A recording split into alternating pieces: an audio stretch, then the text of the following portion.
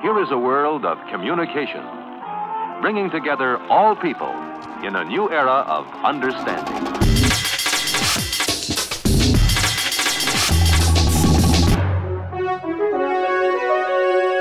Elektrischer Reporter. Die Macher der alten Massenmedien, liebe Zuschauer daheim an den Empfangsgeräten oder von wo auch immer Sie uns gerade zusehen, die Macher der alten Massenmedien gelten gemeinhin als große Netznichtversteher. Ihr Blick auf das Web oszilliert oft genug zwischen Arroganz und Ignoranz. Doch ab und an ergreift auch gestandene Medienmacher die Netzfaszination, wie beispielsweise Jeff Jarvis, für den das Bloggen nach eigenen Angaben zu einer Art Erweckungserlebnis führte. In seinem früheren Leben hat Jarvis für Zeitungen geschrieben und Zeitschriften entwickelt. Inzwischen versucht er seinen Kollegen von damals die Mechanismen dieses merkwürdigen Interdings zu erklären. Und alles Weitere, liebe Zuschauer, sagt Ihnen Mr. Jarvis nun selbst. When we talk a lot about social networks, the truth is the internet itself is the social network, and it's a network of content and connections and people. And so when people create their content and link to each other, that's the conversation. So it's not that in the big old media model it's, well, come to me and talk about what I did. It's the idea of the link. And that has a crucial impact on the architecture of news media going forward, because news media are going to shrink, period. They're going to. And so how do they continue to do their job? How do they grow? I think they do that by collaborating. And one of my pat PowerPoint lines is that they need to learn how to do what they do best and link to the rest. And so big media needs to concentrate on investing their money and their effort in what makes them uniquely valuable. But then there's all this other stuff out there they can link to it.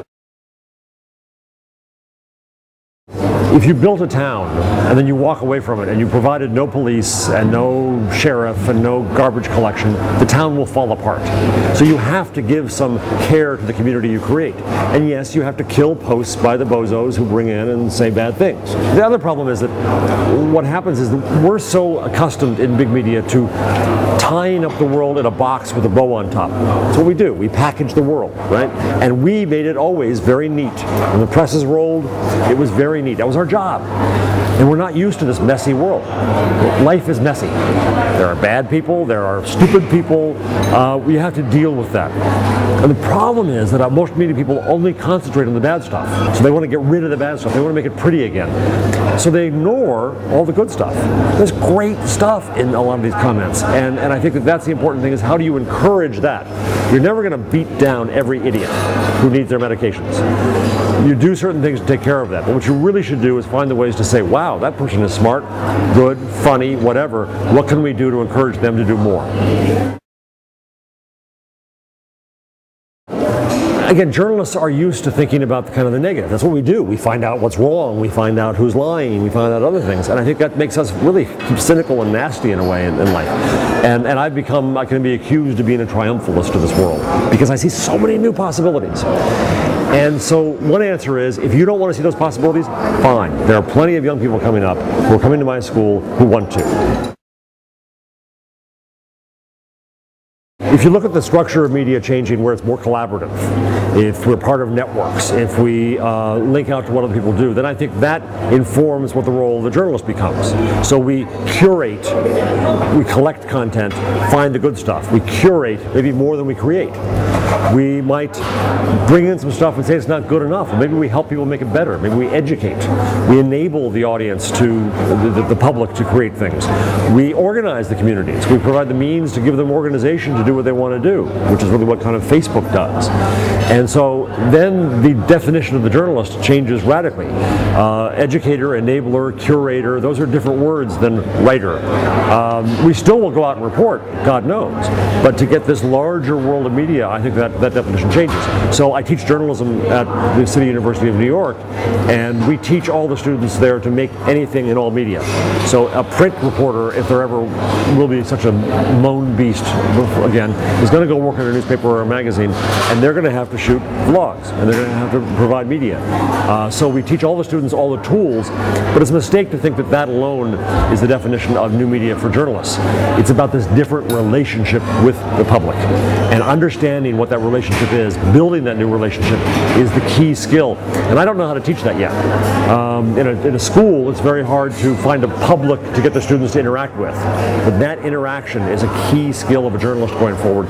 We're no longer the person who stands in the back of the room with our notebook and listens and goes back and kind of spies on life and writes it up and then tells the world. Now our job must be to be part of the world. It's a mistake to think that we should just look at the biggest stuff. That's the old media way to look, where only the biggest could afford the printing press, and it was one size fits all. We often make the mistake of judging this new media that way. Instead, it's the right stuff for you. And that relevance is the key thing, and I think that it'll never be perfect. You'll always find some bad stuff along the way. You'll find some noise, but you go through it quickly. I mean, imagine, again, we're looking at the bad side of that, the static. But the truth is, we all now have an expectation of instantaneous answers to any question we have. We all now have the expectation that most anything of importance in the world that's happening, we'll know about it fast. That was not the case before. Before we had to go searching all around, go to the library. Before we had to wait hours until the printing press started. Now we just have an entirely new expectation. So I think we're doing an excellent job of finding that relevant content. And we need some more help, but it's going pretty damn well. Mark Zuckerberg at last year's Davos, the founder of Facebook, was asked by a certain large publisher who was desperate. He beseeched me, begged me, he said, "Mark, how do I get a community like you have? My newspaper has to have a community like you do. How do I own a community? How? Tell me how." And Zuckerberg is a man of very few words. And his response to this important man in full was, "You can't." Full stop. Now, he went on to say that the community already exists. You don't build it, you don't create it. They're already doing what they want to do. The question you should be asking is, how do I help them do it better? And his prescription for that, I love this phrase, is that you bring them elegant organization. And in a sense, that's what we've always tried to do. We just have more tools to do it. And we have this fundamentally different relationship with that public. Now, a magazine, for example, should be in a good position because a magazine does have a community already. And so I think you sit down and you ask, how can we help them do what they do better? How can we help them communicate better, share what they know better? How do we help them publish and support them not just in promotion but also in money? How do we start an ad network around them? I think you start to see yourself as part of this larger network. Not at the center of it, but at the outside of it. And ways that you serve this network in whole new ways. And there's a lot of opportunity. Because you meet people, because you hear what they're saying, because you can listen to what's going on, because you can organize your life, and I go in there and I organize my sources and other people that way. I think that Facebook is only one piece of a huge pie. And Twitter came along, and I thought Twitter was just really boring and silly. And my son, my 15-year-old son, who knows far more than I do, said, "Dad, you gotta get back into it." And I did. And when I did, I realized that it made me rethink that we think of news as a packaged thing, the bow on top. But in fact, news is a feed. It's a river, as Dave Weiner would say. And so Twitter is one way to do that. And Anna Marie Cox, the Wonkette blogger who now works for Time Magazine, has been on the campaign trail in the U.S. putting in magnificent tweets from the road. And I blogged about it, and she's very funny, and so I said it's the perfect medium for her. And she said, no, it's the perfect medium for covering a campaign. So there's all kinds of new tools like this that you don't know what they're about until you use them and try.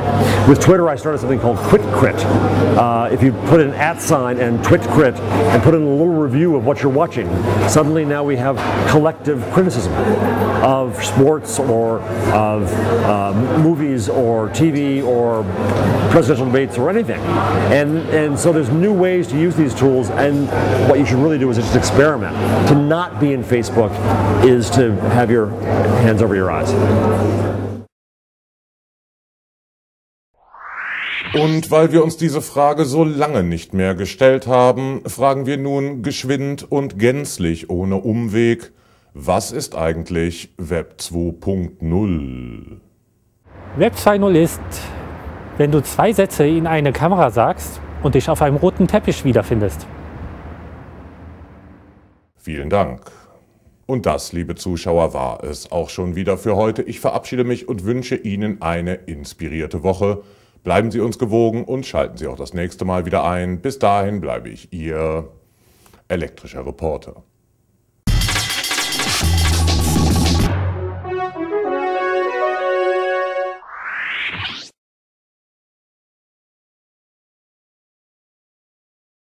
Um den Fluss des eigenen Wachstums in Gang zu halten, sollte Bemerkenswertes so formuliert werden, dass es eine Brücke zu einer Verständnisebene schlägt, die man eigentlich noch nicht bewohnt.